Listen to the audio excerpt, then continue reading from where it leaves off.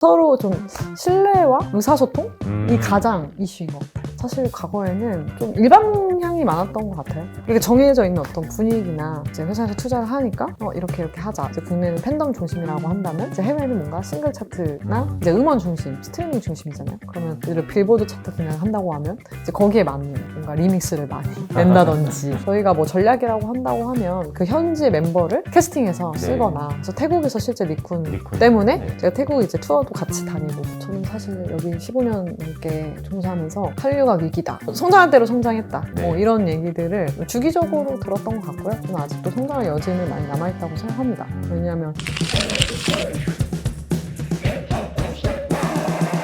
K-팝은 이제 굉장히 큰 산업이 됐습니다. 이제는 단순하게 음악 레이블이라기보다는 뭐 게임, 또 메타버스, 뭐 멀티버스, 그리고 인공지능, 세계관 그렇게 다양한 영역으로까지 사실 확장이 돼서 굉장히 거대한 산업이 됐어요. 그래서 엔터 산업이 오늘날 어떤 식으로 작동하는지에 대해서 좀 질문을 드려보려고 합니다. 먼저 첫 번째, 현재 엔터 업계, 그러니까 2025년이죠. K-팝 산업이 얼마나 말이 많습니까? 사실 뭐 집중해야 된다는 게 많고 뭐 저도 그 시끄러운 이야기들에 일조를 하고 있는 것 같아서 약간 좀 마음이 아프긴 합니다만은 현재 K-팝 트렌드 중에 가장 중요하게 보고 있는 트렌드가 있다면 뭐라고 보십니까? 최근에 한 2가지 정도 되는 것 같은데 하나는 이제 글로컬라이제이션이라고 해서 글로벌 시장에 나가는 것뿐만 아니라 현지화 전략을 많이 쓰고 있잖아요. 그러니까 현지 멤버들로만 구성된 뭐 미국 그룹, 영국 그룹에 K-팝 시스템을 붙인 이런 시스템을 적용해가지고 진출을 한다든지 좀 대표 기획사들이 그런 거에 도전을 하고 있는 것 같고 그래서 그런 게 굉장히 좀 중요한 다른 기획사들한테도 결과가 좀 시사점이 될 것 같고요. 두 번째는 아무래도 아까 말씀하신 것처럼 기술의 변화에 굉장히 빠르게 적응을 하는 업계다 보니까 AI나 메타버스 기술을 어떻게 연계하고 적용할 것인가 이런 것도 좀 트렌드가 되고 있는 것 같습니다. 글로컬라이제이션 하면은 역시 뭐 하이브의 캐치아이 걸그룹 그리고 SM 엔터테인먼트가 영국에서 선보인 보이그룹 디어 앨리스 이런 팀들이 글로컬라이제이션의 사례라고 볼 수 있겠죠. 이런 팀들 과거에는 사실 좀 말이 많았잖아요. 뭐 어떻게 한국어로 노래도 안 부르는데 어떻게 K-팝이냐 이런 이야기도 많았고 외국인들이 하는 K-팝은 뭔가 이상하다. 그런데 최근에는 약간 그런 시선이 호의적으로 좀 변한 것 같습니다. 네, 어떻게 좀 보시나요? 이런 그룹들? 아직 현재 진행형인 것 같아요. 뭔가 결과가 딱 나왔다기보다는 일단 이제 데뷔를 한 것 자체는 시스템과 현지 멤버를 잘 구성해서 나왔다까지는 이제 가능하구나 라는 거는 저희가 보고 있지만 관련 이슈들도 좀 있고 멤버에 대한 그렇죠. 그런 게 아직 뭐 완전히 산업화가 됐거나 정착됐다고 보기에는 아직 현재 진행형이다 라고 저는 보고 있고요. 앞으로 이게 어떻게 융합이 돼서 나올 수 있을지는 좀 지켜봐야 하지 않나 라고 생각합니다. 이제 엔터 산업에서 사실 또 하나 중요한 부분 그리고 많은 꿈나무들이 꿈꾸는 직군이 있죠. 바로 A&R입니다. A&R 뭐 A&R 우리가 말을 많이 합니다만 A&R이 그래서 뭐지? A&R 뭐의 약자야? 이런 거 무슨 뜻이야? 라고 물어보면 사실 잘 모르거든요. A&R 직무에 대해서 좀 소개해 주시죠. 뭐 잘 아시겠지만 아티스트의 레퍼토리잖아요. 그래서 원래는 이제 미국에서 온 개념인데 이걸 아티스트의 악곡을 좀 결정하고 음악의 카테고리를 발굴해서 앞으로의 활동 방향성 이런 걸 정리하는 그런 직무라고 이제 산조적 정의나 이런 게 되어 있는데 이게 K-팝으로 들어오면서 굉장히 많은 변형이 이루어진 것 같아요. 그래서 저도 이제 수업 때 A&R 수업으로만 굉장히 많은 비중을 할애하는데 그 이유는 이제 기획사 규모가 커지고 하면서 이 A&R 시스템이 기획사마다 좀 다른 스타일로 이게 진행이 됐었거든요. 그러니까 이 사람들이 헷갈리는 거죠. 이게 A&R이란 직무는 딱 정확하게 정의 내리기가. 근데 이제 뭐 기획이나 음악이나 음악을 포함한 이 아티스트의 뭐 브랜딩, 뭐 컨셉 기획 이런 거 제작 뭐 이런 것들을 이제 포함하고 있기 때문에 근데 그게 지금 4대 기획사에서 뭐 아티스트 중심으로 좀 재편이 되었고 A&R 분들이 그걸 이제 결정하는 중간 의사결정자 역할을 하시다 보니까 이 직무가 되게 주목을 받게 된 것 같아요. 핵심 부서가 되면서 예전에는 뭐 좀 매니지먼트 중심으로 이 직무 중심으로 활동이 됐다고 한다면 최근에는 이제 브랜딩이나 뭔가 컨셉이 중요해지면서 A&R 직군이 좀 떠오른 것 같거든요. 근데 이게 4대 기획사의 A&R 이제 조직 구조나 운영 시스템을 보면 이제 제각기 좀 다른 스타일로 운영을 하거든요. 저도 이제 일을 해봤으니까. 그래서 아마 어려워하시는 것 같은데 간단하게는 뭐 음악을 포함해서 이제 아티스트에 관련 컨텐츠 컨셉을 방향성을 잡고 기획하고 실행하는 가장 쉽지 않을까라고 생각합니다. 어렵지만은 네. 이렇게 또 명쾌하게 네, 역시 네. 교수님. 아닙니다. 네. A&R 이제 네. 다양한 회사에서 해보셨죠. 네. 네, 뭐 JF 엔터테인먼트부터 시작해서 FNC에서도 하셨을 것이고 요즘은 그래서 A&R 이야기 들어보면 네. 대체 안 하는 게 뭐지? 뭐 모든 걸 다 하네. 네.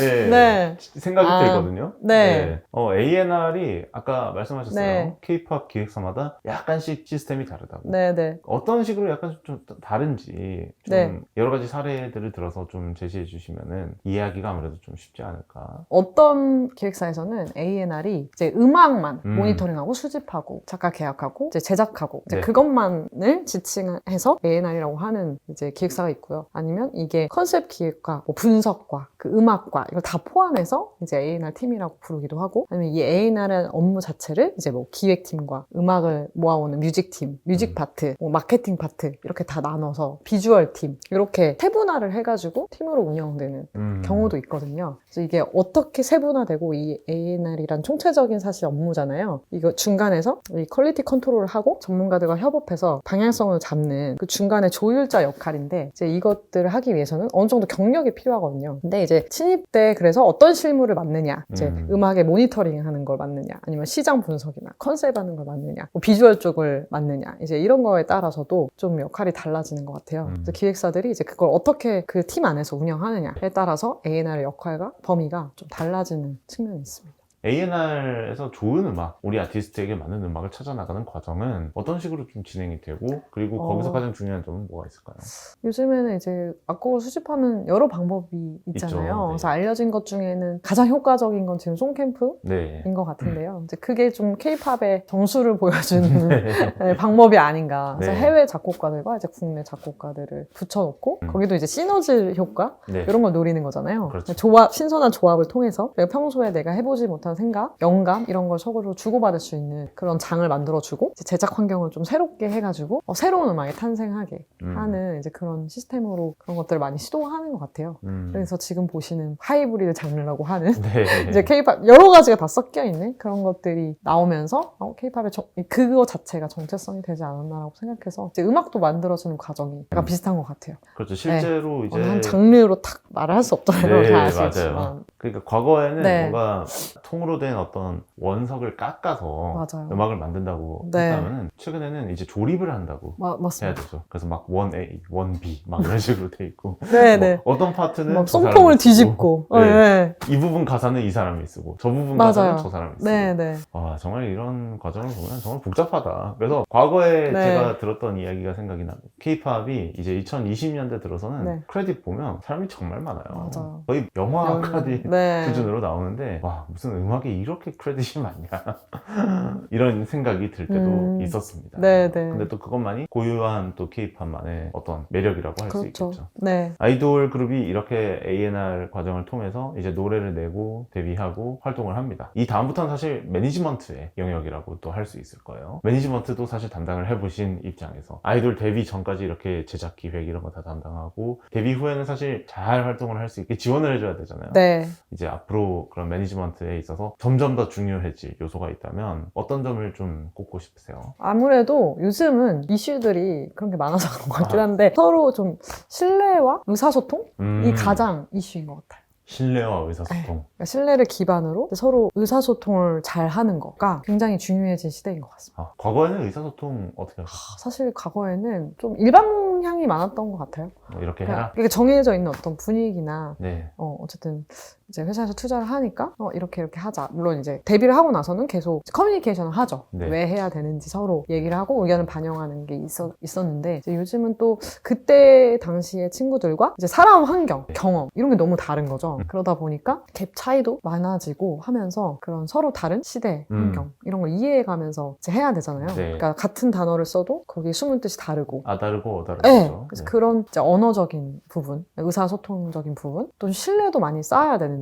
네. 네, 그거를 중간중간 쌓는 과정이 필요한 것 같다. 데뷔를 하고 나서. 사실 그게 더더. 과거에는 아이돌 그룹을 교육을 해야 된다라는 개념이었는데 맞아요. 이제 저는 약간 좀 거꾸로인 것 같아요. 네. 이제 실무진 그리고 경영진도 네. 알아야 됩니다. 맞아요. 역으로 네. 이제 서로 교육을 주고받아야 되는 네. 시대가 된 네, 거예요. 네, 네. 참 어렵습니다. 네, 경험해온 배경이 너무 다르더라고요. 그래서 그- 서로의 언어를 알아듣기 위해서는 네. 서로 공부를 해야 하는 그런 시대가 네, 됐다. 그런 시대가 된 것 같아요. 최근에는 케이팝이 내수 시장이 아니고 외수 시장이다. 이런 이야기도 많잖아요. 네, 네, 네. 해외에서 그렇죠. 더 많은 수익을 네. 벌어들이니까 네, 실제로. 네. 해외 전략과 국내 전략 굉장히 좀 다를 것 같은데요.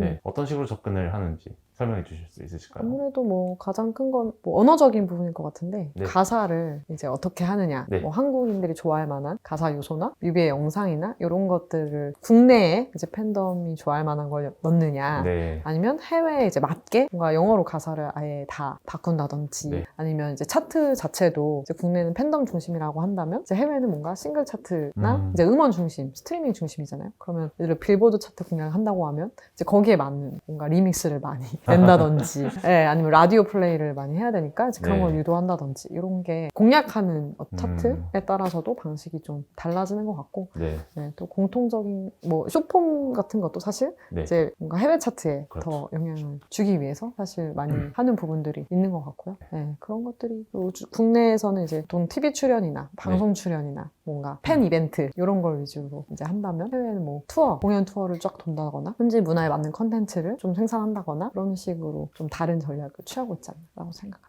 아무래도 위원님과 이야기 하다 보니까 네. 저는 계속 2000년대로 막 돌아가는 네. 것 같은데요. 과거에도 사실 케이팝이 해외 네. 시장을 겨냥하지 않은 건 아니었잖아요. 네, 계속해서 막 미국 시장 진출한다, 그럼요. 일본 네, 시장 네. 진출한다. 그리고 네. 실제로 뭐 동남아시아나 일본에서는 굉장히 큰 성과를 거뒀고 그렇죠. 네. 특히 JYP 엔터테인먼트 같은 네. 경우는 우리에게 잘 알려져 있지 않습니다만 네. 동남아 지역에서 인기가 어마어마했어요. 엄청났죠. 네. 네. 그때 당시에 네. 해외 진출 전략 어땠나? 네. 그때는 사실 그 국내 중심으로 만들면 사실 국내의 그런 따라오고 소비자들의 취향이 네. 워낙 스탠다드가 높기 때문에 그거가 좀 영향을 받아서 진출되는 게 좀 많았고요. 저희가 뭐 전략이라고 한다고 하면 그 현지 멤버를 캐스팅해서 네. 쓰거나 그래서 태국에서 실제 니쿤 니쿤 때문에 네. 제가 태국 이제 투어도 같이 다니고 프로모션 네. 투어도 같이 다녔는데 어마어마한 인기였거든요. 아. 근데 그렇게 현지 멤버를 활용하는 방안이 전략이었던 것 같아요. 그래서 일본에서도 일본 멤버를 좀 구성을 한다든지 그러면 일본 시장에 언어적인 거나 문화적인 게 친숙하니까 이제 그런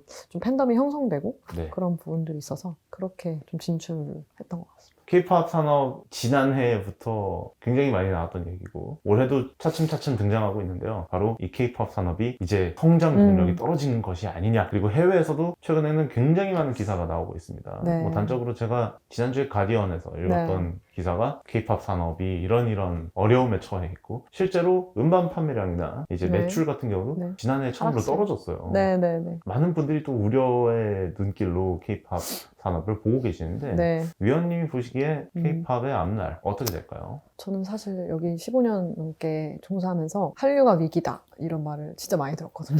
K-팝 망한다. 아니 뭐 성장할 대로 성장했다 네. 뭐 이런 얘기들을 주기적으로 들었던 것 같고요. 이제 최근에 또 그런 얘기가 나오는 이유는 내부적으로도 여러 이슈들이 좀 외부에 알려지기도 했고 그리고 이제 코로나 이후에 음반 판매량이나 좀 수치들이 하락하면서 그런 문제가 대두가 된 것 같아요. 그래서 이제 시스템적으로는 우리가 어쨌든 기존의 1세대 때부터 썼던 시스템을 계속 쓰고 있으니까 이제 그거에 대한 점검은 필요하다고 보지만 사실 뭐 수치적으로 시장 환경을 보면 저는 아직도 성장할 여지는 많이 남아있다고 생각합니다. 왜냐하면 좀 평균적으로 그러니까 문화 콘텐츠 산업의 비중이 선진국들은 약 평균 5% 정도 되잖아요. 네. 근데 한국은 아직 3%에 머물러 있고 그 지식재산권 자체도 저희 기획사들이 보유하고 있는 게 굉장히 많아요. 국내외로 2,000개 정도가 되는데 이제 그런 것들을 어떻게 뭐 정부에서도 지원하고 네. 기업에서도 어떻게 매출을 이걸 통해서 이뤄내는가 해외 매출을 어떻게 다변화하고 확장하는가 판매처를 확장하는가 이런 거에 따라서 좀 성장할 여지가 아직은 많이 남아있다고 보는 부분이거든요. 수치적으로도 저희가 이번에 KDI에서도 관련 보고서가 나왔는데 거기에 네. 이제 분석을 하신 내용이에요. 그런 것들을 보면은 아직 그렇게 막 포화 상태는 아니지 않나? 그런데 우리가 위기라고 말하는 게 무엇일까라고 생각을 해보면 계속해서 지금 진화를 하긴 했지만 1세대부터 사실 짜여져 있던 시스템인 거잖아요. 네, 틀이 똑같다. 네, 신인 개발과 뭐 요런 틀이 네. 그래서 그런 것들을 어떻게 잘 해결해 나갈 수 있을지 고민은 해봐야겠지만 뭐 위기라는 말은 항상 있었다. 이제 K-팝 참참을 마무리할 시간입니다. 저희 K-팝 참참만의 엔딩 코너가 있습니다. 네네. K-팝 엔터 네. 산업의 참 매력은 무엇일까요? 사람이 본질이라는 거, 변하지 않는 있는 요소라고 생각하고 그게 매력이라고 생각해요. 예전에 인터뷰를 하나 본 적이 있는데 방탄소년단 리더 RM군이 그런 얘기를 하더라고요. 한 배에 7명이 타고 있고 각자 다른 방향을 볼 수는 있지만 한 길로 나아가는 거를 다 알고 있다. 한 길로 다 나가야 한다는 걸 다 이해하고 있다라고 했어요. 네. 친구는 멤버 얘기를 한 거겠지만 저는 이게 모두에게 해당되는 그러니까 직원, 그 기획사를 이끈 대표, 네. 종사하는 사람들, 아티스트 다 해당되는 얘기라고 생각하거든요. 근데 그 안에서 이제 뭔가 다양한 사람들이 한 방향으로 가기 위해 막 치열하게 서로의 의견을 나누고 그러면서 하나의 목표를 향해서 나아가잖아요. 네. 서로의 다양함을 인정하면서 그런 게 저는 결국에 사람이 본질이니까 그게 K-팝의 매력이 아닌가라고 생각합니다.